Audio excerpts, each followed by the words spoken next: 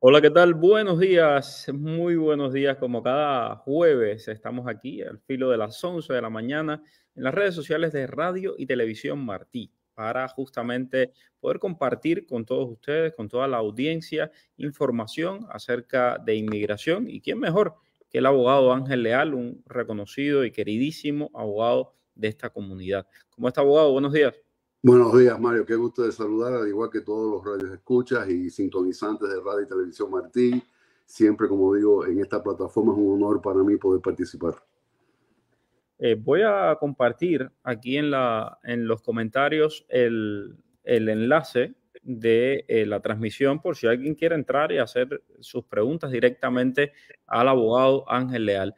Abogado, me decía usted que la situación con las I-220A está bastante complicada. ¿Qué está pasando? ¿Qué se dice acerca de esto? Efectivamente, y creo que cada caso va a requerir, aquellos de ustedes que nos están escuchando con I-220A, vamos a tener que analizar cada caso y profundizar sobre los hechos de su caso, porque si tienes I-220A, eh, em- es posible que todavía se pueda hacer el argumento de que para efectos legales es un paro, pero bajo las siguientes circunstancias. Primero, de que usted haya pasado por un proceso de entrevista de miedo creíble. En ese caso, donde usted pasa por una deportación expedita, le quitan la orden de deportación expedita porque aprueba la entrevista de miedo creíble, lo pasan al proceso pleno de corte bajo la sección 240. En ese caso, aunque lo hayan liberado, inclusive con una fianza del juez de inmigración o con la I-220A, por un precedente legal que es el tema de MS a nivel de Tribunal de Apelaciones de Inmigración y un precedente legal de la Corte Suprema de los Estados Unidos, Jennings versus Rodríguez, podemos argumentar, y ese es un argumento bastante sólido, de que para efectos legales eso es un parol. Lo que va a terminar pasando es que ese es un caso que yo le pediría a la Fiscalía que se una a una moción de cancelación, cancela su proceso de corte de inmigración, presentaríamos el ajuste cubano con UCIS y entonces UCIS se debería de encargar del pedir el parol con ICE bajo esas circunstancias que acabo de explicar. Ese es un escenario. Ese es más sólido. El segundo escenario es más complicado y tiene que ver con una demanda colectiva que existió unos años atrás, que se llama Ravelo versus Mayorkas. Y en ese caso, básicamente, si usted entró entre el 12 de enero del 17 al 17 de noviembre del 21, pero le marcaron la primera casilla y usted le dieron una I-220A, igual hay lugar para argumentar que para efectos legales debe de ser considerado un parol. Es un caso más complicado porque en realidad eso fue un arreglo que se llegó con el Departamento de Seguridad Nacional. No necesariamente lo tienen que obedecer los jueces de inmigración. Es más complicado, pero es argumentable y es algo que se puede tomar en cuenta. Ya el resto de los escenarios de que no eres miedo creíble, que no entró entre esas fechas con la primera casilla, ya depende mucho de las circunstancias de cómo usted entró al país, qué tiempo después de haber cruzado la frontera se presentó con inmigración, si se pudiera presentar algún tipo de argumento que usted hizo un intento de presentarse en el puerto de entrada y a través de ese intento fue detenido por aduanas y protección fronteriza para que califique como extranjero solicitando entrada en puerto de entrada. Es más complicado y entonces lo que le recomendaría es que le pidan a sus abogados que revisen un formulario que es la I-213, que es como el resumen de cómo usted entró al país y cómo usted fue procesado. Ok. Y abogado, en el caso de las personas que están pidiendo parol, ¿qué tan, porque vimos durante un tiempo que estaban enviando incluso unos paroles sin que lo Sí. pidieran? Eso como que se ha apagado, ¿verdad? No sé si es mi impresión. No necesariamente. Si es un caso como el que expliqué, el de miedo creíble, UCIS debe de pedir el parol y usted debe de recibir el parol porque para efectos legales el único mecanismo de libertad que existía para que usted saliera de la detención inmigratoria era el parol. Entonces, ahí yo creo que UCIS, y de hecho esto lo tomo de una reunión que hubo con la Asociación de Abogados de Inmigración con UCI. Ocurrió, si mal no recuerdo, el 14 de diciembre de 2023, y ellos dijeron que cuando ellos consideraran de que la persona fue indebidamente liberada, o mejor dicho, que la persona fue liberada con el documento incorrecto, de que ellos iban a pedir el parol si le corresponde a la persona. Entonces, ese escenario todavía existe. Lo que estamos viendo, y en eso tienes razón, Mario, lo que estamos viendo que se ha dificultado enormemente es pedir el parol con ICE cuando la persona está en corte, porque generalmente ICE está rehusando dar el parol porque la persona está en un proceso de remoción, inclusive cuando no está en corte, si ellos no consideran que has demostrado motivos urgentes, humanitarios o interés público, no están otorgando los paroles. Igual con I-220A, si no hay argumento legal para tratar de establecer que es un parol, que probablemente sea muchos de los casos, igual se debe de intentar pedir ese parol con ICE. Aquí tengo un comentario de José Lino. Dice él que quienes apliquen a la ley de ajuste alegando persecución política y regresan a la isla cautiva deben ser deportados por mentir, que sean claros y aleguen por razones económicas que vienen a Estados Unidos. Y esto es un tema que una y otra vez regurgita, el tema de que si regresas a Cuba con asilo o con ley de ajuste. Yo mismo entrevisté a un muchacho que tuvo, cuando regresó de Cuba, le dijeron, usted había aplicado asilo, y él, no, yo no he aplicado asilo, bueno, pero entró por frontera y entonces de alguna manera está mintiendo, yo le puedo quitar la residencia, le dijo el funcionario. ¿Qué tanto se ve esto? No sé si ha tenido algunos casos, abogado. No me ha tocado directamente, pero hay algo de cierto en esto. Porque recuerden que es la alegación de temor de persecución. Entonces, aunque usted no haya pedido asilo, aunque usted tenga CU6, si usted entró por frontera, si usted dijo que tenía miedo de ser devuelto a Cuba, si usted pasó por una entrevista de miedo creíble, aunque al final no presentó asilo porque calificó bajo la ley de ajuste cubano, en teoría sí sería una inconsistencia, viajar a Cuba después de haber pasado por un proceso de entrevista de miedo creíble. Muchas personas presentaron asilo y al final ajustaron bajo la ley de ajuste cubano. Igual argumentaría que esa es una persona que no debería de viajar a Cuba porque presentaste el asilo. Entonces realmente hay que tener mucho cuidado y tener un buen conocimiento del historial inmigratorio para ver si en algún momento usted manifestó temor de ser devuelto a Cuba y si por producto de esa manifestación hubo una entrevista de miedo creíble o una solicitud de asilo. Y esto también va a suceder cuando vayan a hacerse ciudadanos, ¿verdad? Las personas que vayan a hacerse ciudadanos. Efectivamente, ese es un tema que van a... Por eso yo recomiendo a todos que están considerando la naturalización de que pidan copia de su archivo de inmigración a través de la Ley de Libertad de Información, los FOIAs. Pidan los FOIAs de Aduanas y Protección Fronteriza, de la Oficina de Registro y Manejo de Información Biométrica, del Servicio de Inmigración, de la Corte de Inmigración, si pidieron visa en algún momento del Departamento de Estado, de Inmigración y Control de Aduanas y del Sistema de Corte de Inmigración, porque es importante recopilar y una revisión de nombre con la FBI nunca está de más, para recopilar toda la información personal el historial inmigratorio, para estar seguro de que ese intento de naturalizar de alguna manera no pueda poner en peligro su residencia. Ok, bueno, aquí mismo ya en los comentarios hay discusiones. Felino Peña dice que el que regrese tiene que ser deportado. Eso tampoco es así, ¿no? No, para nada. Primero, no todo el mundo ajusta por asilo. Segundo, no todo el mundo solicita asilo. Muchísimos cubanos entraron con visa, muchísimos cubanos entraron con muchísimos cubanos entraron, se presentaron en la frontera, le dieron parol y no tuvieron que pasar por un proceso de miedo creíble.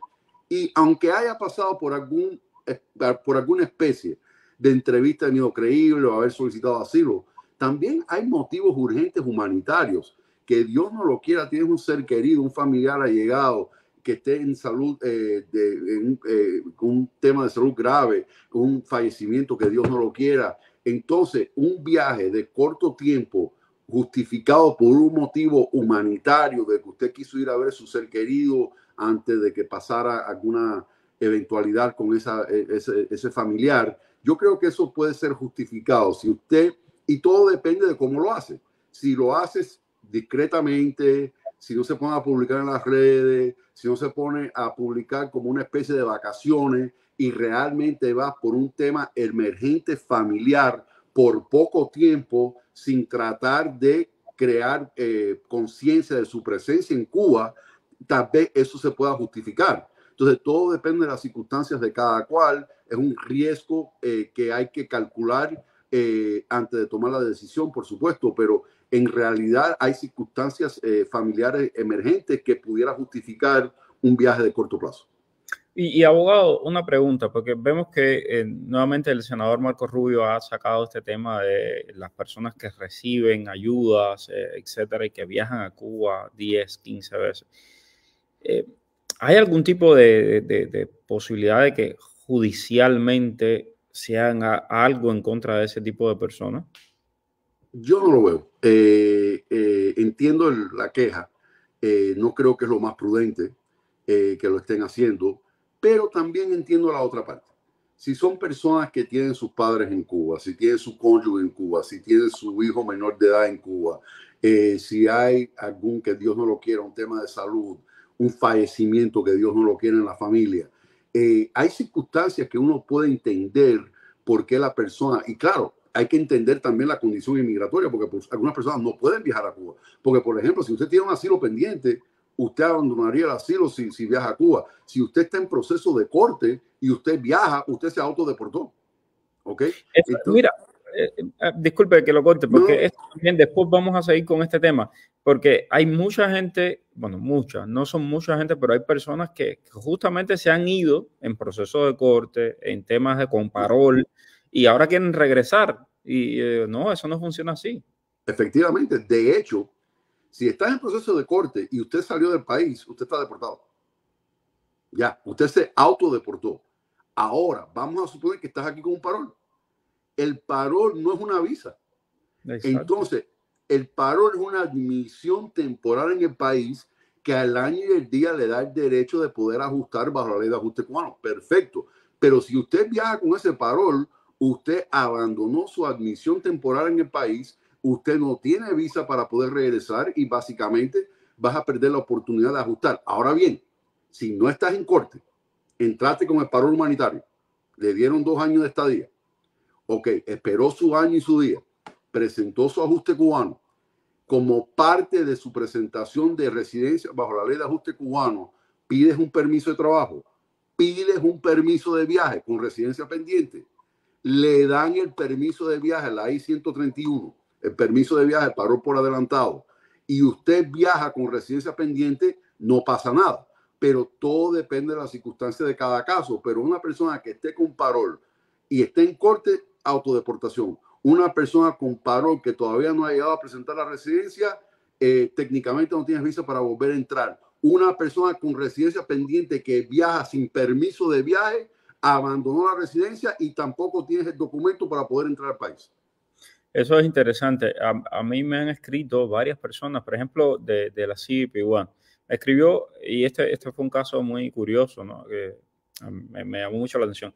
Una señora, ella cruzó con la CBP-1, le dieron la I-94, le dieron parol por 2 años, y cuando sale de los trámites, llama a la familia para donde iba a ir. Y la familia le dijo, no, no, aquí no te podemos aceptar.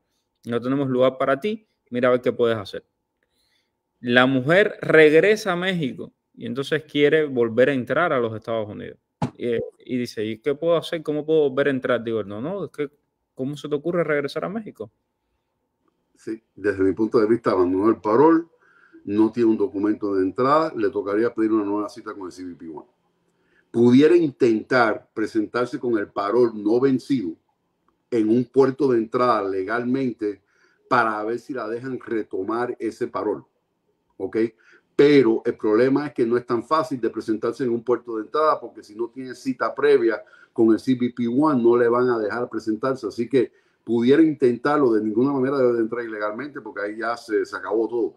Pero, o sea, no tiene parol, está indocumentada, está sujeta a deportación expedita.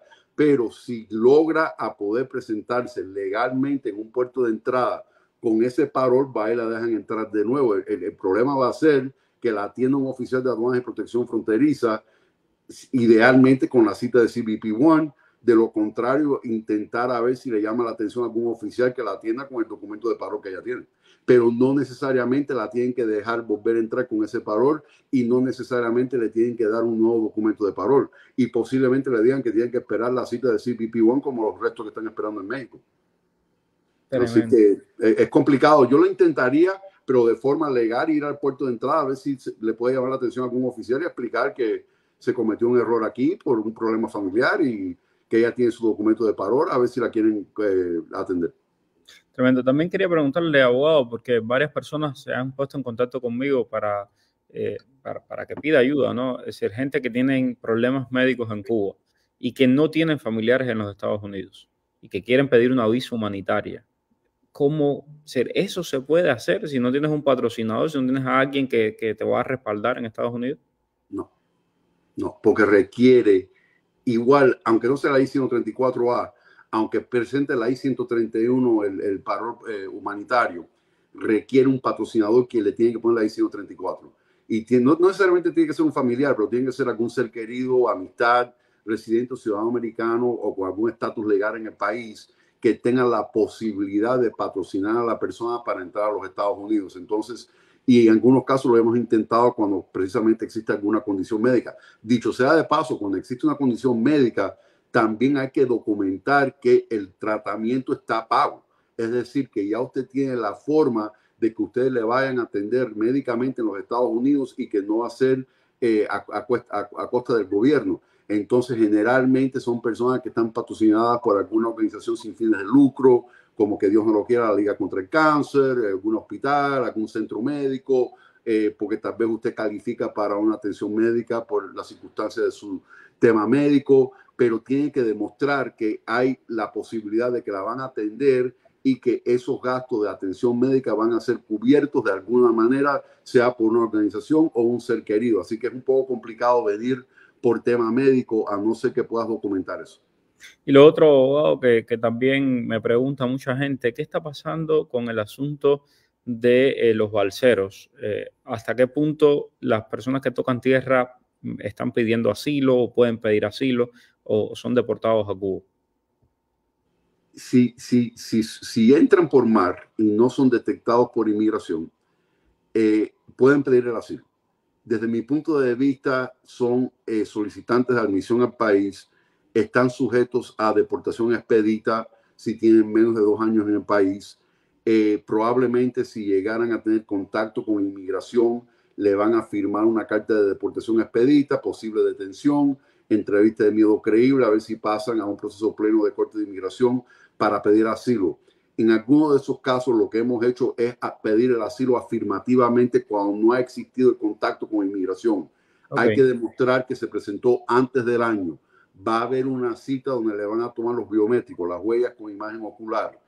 No ha pasado nada en esos casos que hemos atendido donde hayan detenido a la persona, ni mucho menos. Todo va a depender cómo quieran manejar el caso en el momento de la entrevista de asilo. Yo tengo casos así. Lo más importante es documentar lo más posible la fecha que usted entró para poder demostrar que usted pidió ese asilo antes del año. Ya después de que usted supera los 2 años en el país, en mi opinión, ya pasa de ser una deportación expedita a una persona que simplemente está indocumentada en el país con derecho a corte y debe de correr menos riesgo en esa entrevista de asilo. Así lo estoy viendo yo en estos momentos. Ok. Yosmani Misas dice, buenos días y saludos. Con I-94 y paró por 2 años en CBP-1. En caso de por un tema de salud y de fallecimiento, ¿se puede pedir un permiso de vuelo a Cuba? Lo que usted decía, abogado. Sí, Yosmani, espere el año y el día, presente su ajuste cubano, pida su documento de viaje y ya con el documento de viaje con residencia pendiente lo puedes hacer. De hecho, puedes pedir una adjudicación expedita de ese permiso de viaje por un tema emergente familiar en Cuba y muchas veces lo conceden. Es decir, no antes, no se recomienda antes del año y el día. Okay. No, si él sale ahora sin una residencia pendiente y sin un permiso de viaje, abandonó el parol y no tiene visa para volver a entrar al país. Inclusive con residencia pendiente, si sale sin el permiso de viaje, abandonó la residencia pendiente. Ok. Estimado Orlando, dice el doctor Leal siempre muy claro y conciso en sus explicaciones. Sí, así es. Muchas gracias. gusta mucho conversar con el doctor Leal. Bueno, pues yo creo que fueron varios temas que abarcamos. Importante mantenerse actualizado, mantenerse al tanto. Hasta el momento, con todos estos vaivenes políticos, no creo que se vea nada de cambio con los de los I220A. Ojalá. Bueno, lo Ojalá. de CBP-1 rápidamente sí hubo un cambio recientemente. Creo que entró en vigor ahora el 4 de marzo, de que básicamente tienen que pedir la cita y tienen que estar en el centro o norte de México. Tienen que pedir la cita a partir de las 12 del mediodía hasta creo que las 11:59 de la noche. Y entonces en el transcurso de las siguientes 12 horas se saben si son seleccionados o no. Si no son seleccionados, entonces tienen la oportunidad de volverse a registrar al siguiente día a partir del mediodía. Es un cambio técnico que hicieron. Están usando como localizadores GPS, me imagino, para asegurarse que la persona está solicitando la entrada desde el centro o norte de México. Y si pertenecen a un grupo familiar, todos tienen que tener la misma dirección para que lo consideren un núcleo familiar. Excelente, así que nos mantenemos en contacto. Gracias, abogado, y cualquier cosa, señores, pues estar bien pendientes por los cambios que puedan ocurrir. Mañana, hoy, no, mañana, ¿no? A ver, no, Hoy es jueves. el curso de la Unión, ¿no? Hoy en la noche y sí, definitivamente. Hoy en la noche, y inmigración va a ser un tema, entonces vamos a estar pendientes ahí a ver qué pasa. No creo que hayan grandes anuncios el día de hoy, pero estaremos pendientes. Gracias, abogado.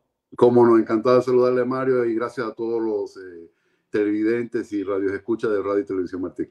Bueno, excelente jueves para todos. Un abrazo. Gracias.